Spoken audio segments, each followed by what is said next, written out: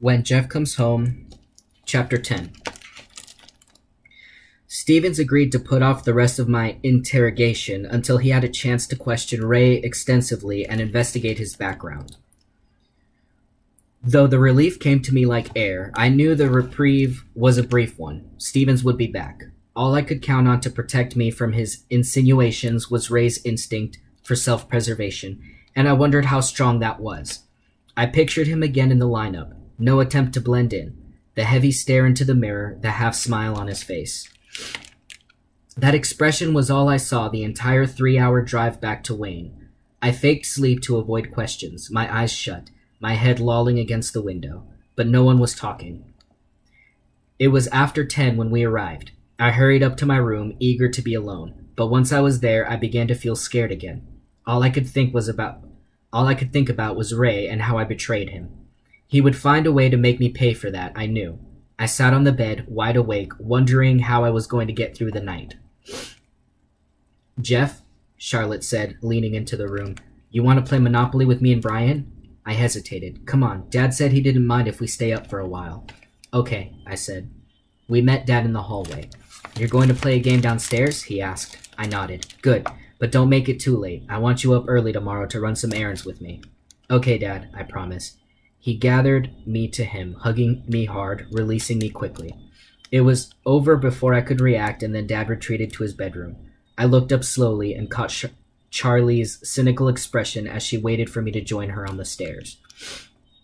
"You're more popular than me," she said dryly. "I'm sorry," was all I could think to say. "Forget it," she shrugged and walked down the stairs ahead of me. Brian had already set up the Monopoly board on the living room floor. He looked at me eagerly. "Hi, Jeff. You want to be real estate agent? I'm banker." "Nah, let Charlie do it if she wants," I said, sitting down across from him. He looked so forlorn. I added, "Okay, I'll do it, unless... Charlie?" "I can live without it," she said sarcastically. I had that new kid feeling, a sort of clammy awkwardness and hyperconsciousness of every move I made. In the few days I had been home, less than a week, I realized suddenly, I had barely spoken to either of them. "Hey, Brian," I tried, setting the Monopoly real estate cards into neat rows on the floor. "How come I had to get this buzz cut and you get to keep yours long?" Brian's hair was collar length, and he kept flipping it back out of his eyes. Charlie shot me a look. Her message was clear. "Because Dad couldn't care less what Brian's hair looks like, dummy, remember?"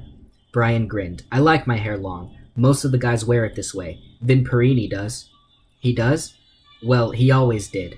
I finished setting up the cards. "Come on," I said, assuming the leadership role I had once held. "Let's roll to see who goes first." Charlie picked up the dice and rolled a 6. Brian moved closer to me, not watching the board. His closeness made me uncomfortable, but I stayed where I was. "Vin's in the paper a lot," Brian said. "He's the quarterback for the varsity football team. He was last year too, and he was only a sophomore then. He plays varsity baseball too." "You know a lot about him," I said casually, as if I didn't care. "You should ask Charlie. She's the real expert." Brian giggled. Charlie blushed. "Vin says hi to me at school, and I work with him at the stable sometimes. That's it." She looked at me shyly.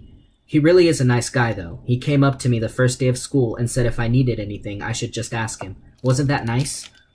"Wasn't that nice?" Brian simpered, clasping his hands in front of his chest. "Shut up, Brian. I don't like him that way. Anyway, he goes out with Jana Hunter. She's so phony. Boys have no taste." Brian sighed extravagantly. "Jana Hunter is so pretty, Jeff." "Charlie's pretty too," I said. She looked at me quickly, skeptical. "Her?" Brian gasped, then laughed. "Yes, we have a pretty sister," I said. "Yeah, right," Charlie said, hunching her shoulders, but now she was smiling. "It's your turn to roll the dice, Brian," I told him. The game became so absorbing, I lost track of time, until my stomach reminded me I had to eat something. "You guys want some food?" I asked, still feeling constrained about going into the kitchen and just taking what I wanted. "There's probably still some chocolate chip cookies," Charlie said. "They might be stale." "That's okay," I said, my stomach growling. "Let's eat 'em anyway."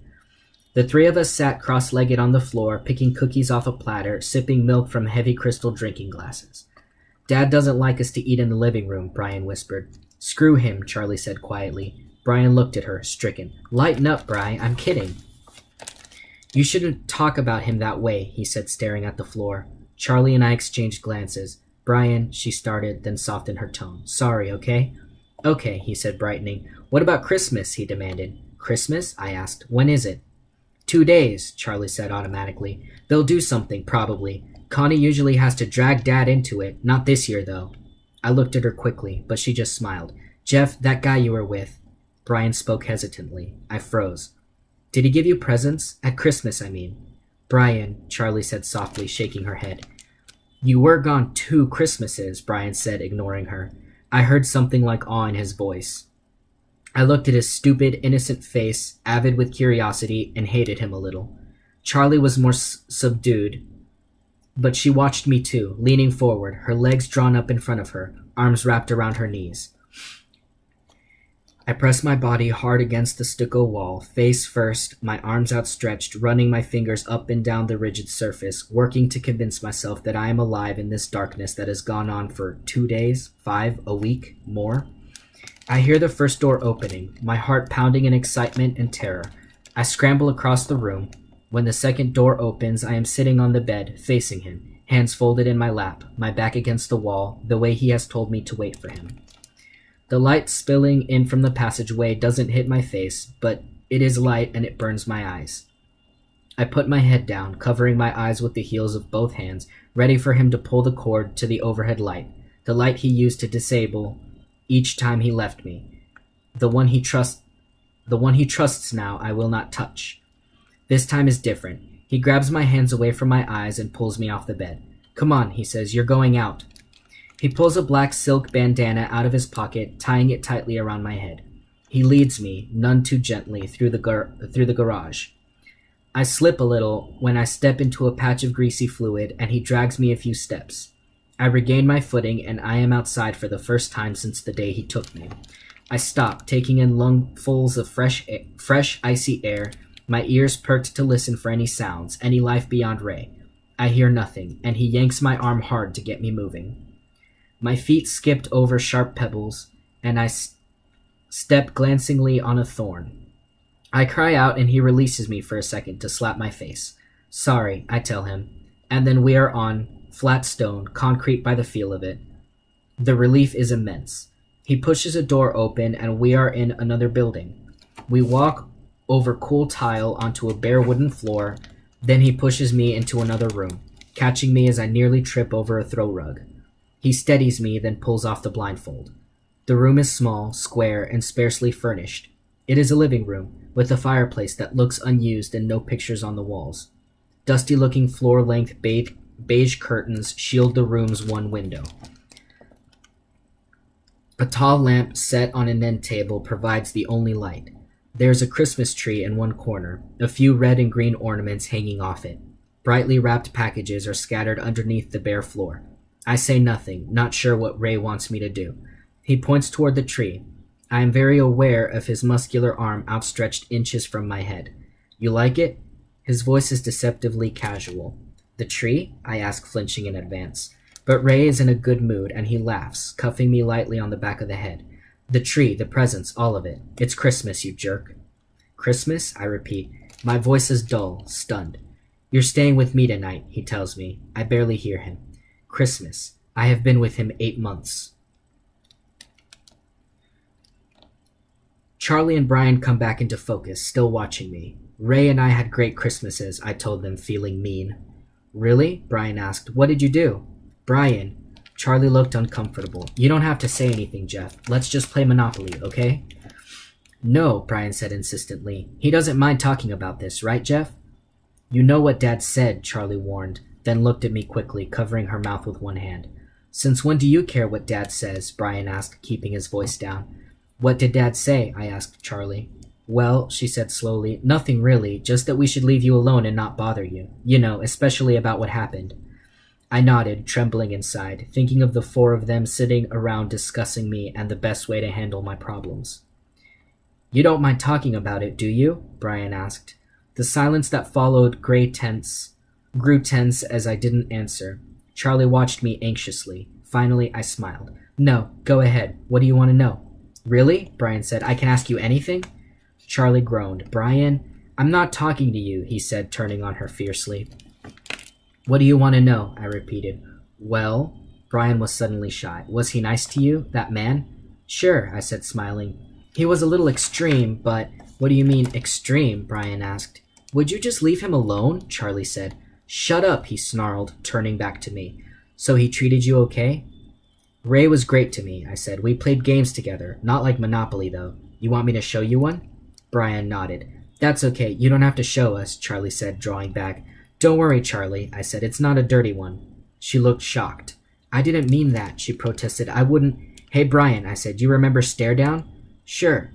Well, Ray used to play that one with me a lot. He played it different than we used to, though. You want me to show you? Yeah. Jeff, Charlie tried again. I ignored her. Okay, go stand against the wall.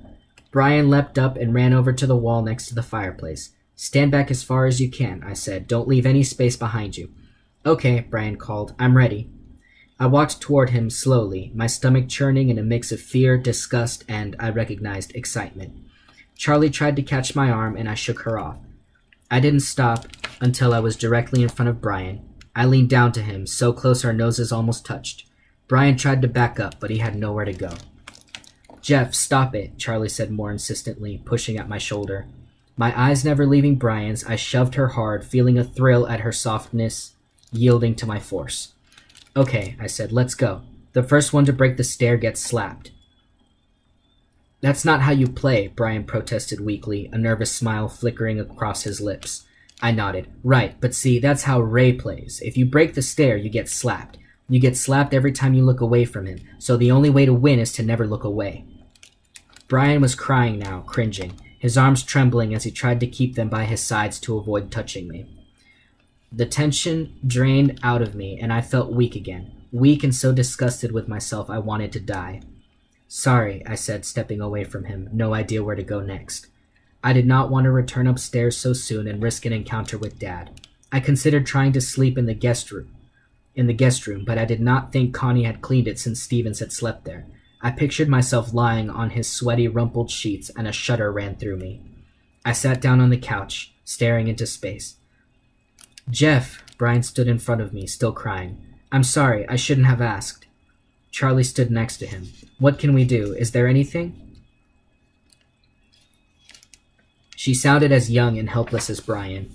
I shook my head slowly, then managed to say, Leave me alone. I heard my brother blaming himself and my sister telling him to be quiet. One thing, I choked out, repeating myself until they stopped arguing. Don't tell Dad.